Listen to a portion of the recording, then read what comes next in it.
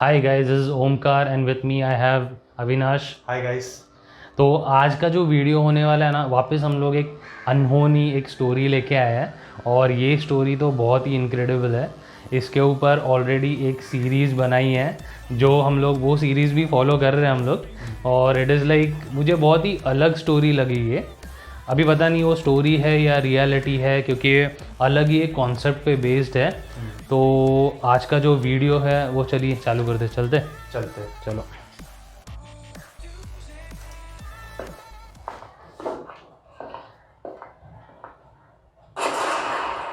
Mysterious world. Mysterious world, ये काफ़ी अच्छा चैनल है ये। और ये मिस्ट्री है ना।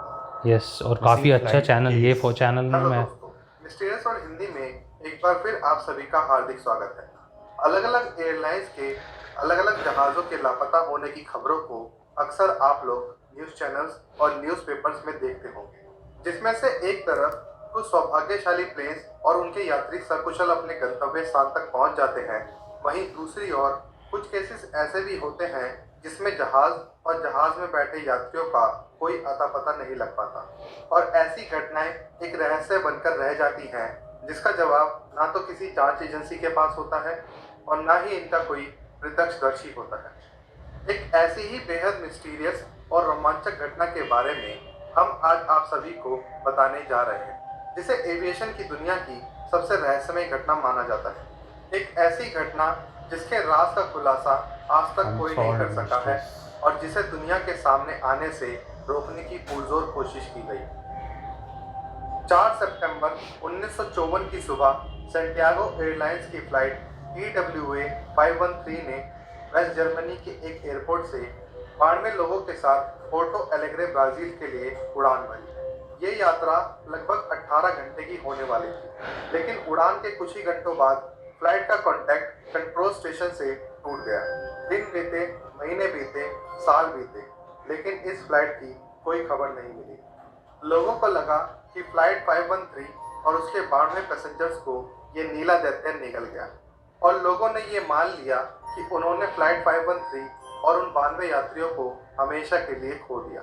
इस घटना के कुछ ही दिनों बाद सैंटियागो एयरलाइंस को हमेशा के लिए बंद कर दिया गया, लेकिन इस मिसिंग प्लेन को खोजने की नाकाम कोशिशें जारी रही। ना तो 92 लोगों में से किसी का पता लग पाया और ना ही इस जहाज के कोई अवशेष मिले। इस घटना के लगभग 35 साल बाद 12 अक्टूबर 1989 की एक सुबह पोर्टो एलेग्रे एयरपोर्ट के रडार में 35 साल एक बाद अननोन प्लेन दिखा, जो कि तेजी से पोर्टो एलेग्रे एयरपोर्ट के रनवे की तरफ बढ़ता जा रहा था। जहाज के नजदीक पहुंचने पर एयरपोर्ट ट्रैफिक कंट्रोल रूम में बैठे सभी लोग इस अननोन जहाज पर सैंटियागो एयरलाइंस लिखा देखकर स्तब्ध रह गए। इस वक्त तक सैंटियागो एयरलाइंस को हमेशा के लिए बंद हुए 33 साल बीत चुके थे। तो फिर उस 35 एयरलाइंस years का से बंद बंद। अचानक बिना किसी चेतावनी के कैसे आ सकता है?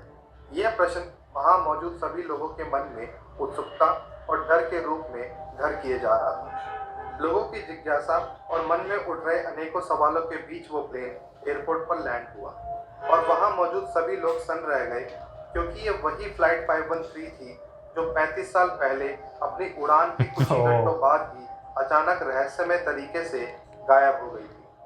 किसी को कुछ सब भी लोग समझ शॉक में ही नहीं रह आ रहा गए। था, लेकिन अभी तो बस शुरुआत थी। कैसे हो अभी सकता इस है? रहस्य का और भी ज्यादा पेचीदा और डरावना होना बाकी था।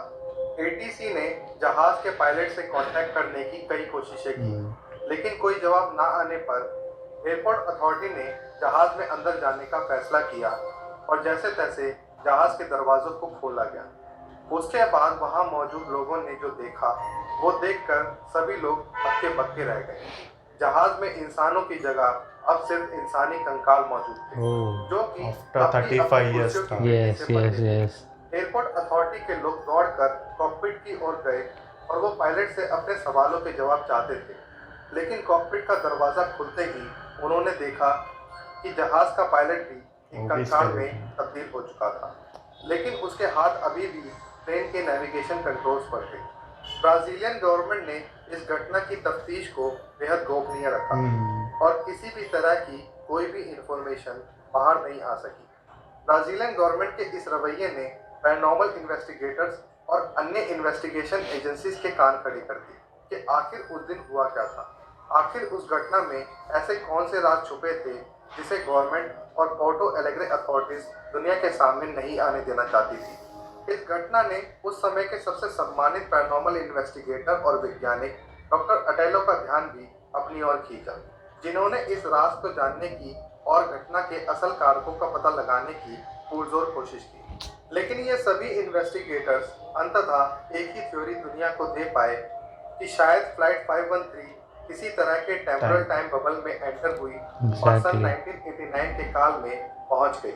दूसरे शब्दों में कहें तो फ्लाइट 513 एक बॉम्ब होल में पहुंच गई थी, जिसके कारण यह अद्भुत समय यात्रा हुई। लेकिन लोगों द्वारा दी गई ये थ्योरी भी इस बात का जवाब नहीं दे पाई कि आखिर पायलट के कंकाल ने फ्लाइट को लैंड कैसे कराया।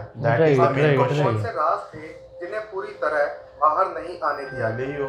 इस तरह की घटनाएं ये बताती हैं कि साइंस की इस अद्भुत तरक्की के बावजूद अभी भी ऐसा बहुत कुछ है जो मनुष्य नहीं जानते। इस तरह के केस ये भी साबित करते हैं कि हमारा साइंस आज भी यूनिवर्स और उसके काम करने के तरीकों को पूरी तरह समझ नहीं पाया है। इस घटना के बारे में आप लोगों की क्या राय है?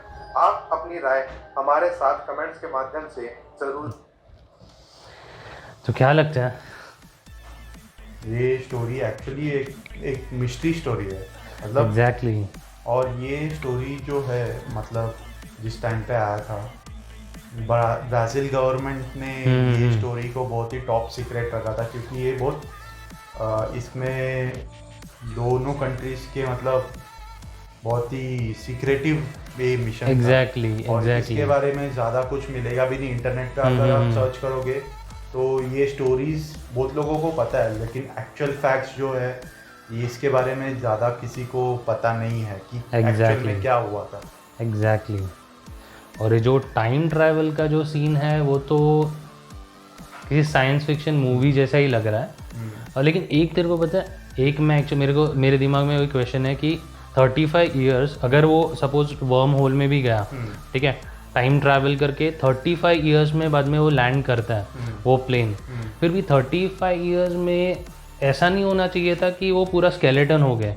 35 ईयर्स में हाँ बूढ़े हो चुके होंगे तो ठीक है, अलग चीज़ है, लेकिन नहीं मे भी ऐसा हो सकता है कि उन लोग ने जो होल पे गए वहाँ पे रेस या फिर कोई भी अल्ट्रावायलेट जो भी रेस था, ओके उसकी वजह से मतलब ह्यूमन बॉडी जो है वो स्केलेटन हो गया है। ओके, वैसा भी हो सकता है। और जो time travel obviously time travel किया है, मतलब वो लोग कहीं से तो जाके आए हैं। Right something out of the world, मतलब वो सोच नहीं सकते हैं ह्यूमन नेचर के इसमें तो नहीं होगा वो एग्जैक्टली।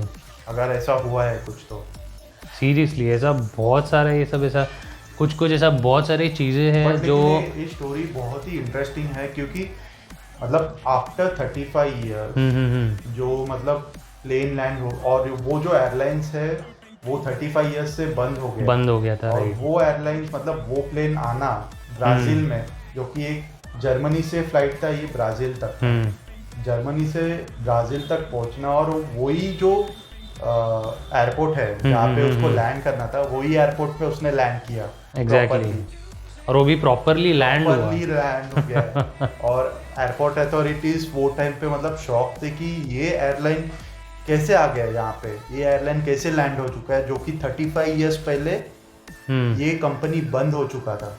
मतलब वो कंपनी का एयरलाइन था ही नहीं एग्जिस्टिंग, कैसे वो एयरलाइन आ चुका था, मतलब लैंड कैसे हो गया। दैट इज द मेन ऐसा मुझे क्यों ऐसा लग रहा है कि इन लोग 35 ईयर्स के बाद में यहाँ पे जैसे लैंड प्रॉपरली हुआ, राइट, तो इसका मतलब अंदर वो जब भी लैंड हुआ था तभी लोग तो रहेंगे, लेकिन बाद में ऐसा क्या हुआ जो तो कुछ वो जो वर्म होल में गया ना, तभी मेरे हिसाब से तो कुछ हुआ नहीं रहेगा।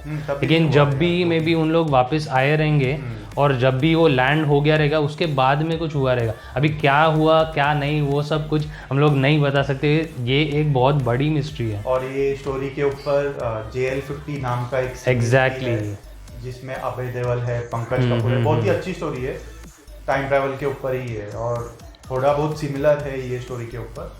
तो उसके ऊपर एक सीरीज भी बन चुका है। सीरियसली और दिस वाज समथिंग बोलते हैं ना, one of the mystery, unsolved mystery है। एग्जैक्टली। और वर्ल्ड में बहुत सारे अनसॉल्व मिस्ट्री है, but this is the mystery जो बोलते हैं ना, लोगों को बहुत ही एक क्वेश्चन है कि कैसे हो सकता है ये। बहुत वियर्ड है, और कैसे Weird है। हम ह्यूमंस को तो ये कभी मिस्ट्री पता ही नहीं चलेगी, क्या पता क्या पता क्या और होगा। ये स्टोरी जानने के बाद नेक्स्ट मतलब हम जब भी फ्लाइट पे बैठेंगे तो कभी ऐसा हो भी सकता है कि हमारा फ्लाइट टाइम ट्रैवल करके, यू नेवर नो, तो ऐसा इमेजिन 100 साल फ्यूचर में हम लोग जाएंगे और यहाँ पे देखेंगे ओमकार सब और चेंज हो अविनाश- गया। ओमकार और अविनाश वैसे का वैसी ही है, यही एज में है, बाकी सब जो भी है सब बूढ़े हो चुके हैं एग्जैक्टली। और हम अभी भी यंग है आफ्टर 100 इयर्स, तो ऐसा हुआ तो बहुत ही अच्छा होगा ना सीरियसली। गाइस। तो So- ये स्टोरी बहुत ही इंटरेस्टिंग था। तो ऐसे ही स्टोरीज, अनसॉल्व मिस्ट्रीज को आपको देखना है तो हमें कमेंट करके बताइए, और Exactly. हमारे चैनल को लाइक, शेयर और सब्सक्राइब कीजिए। तब तक के लिए bye bye bye guys, guys. Stay United.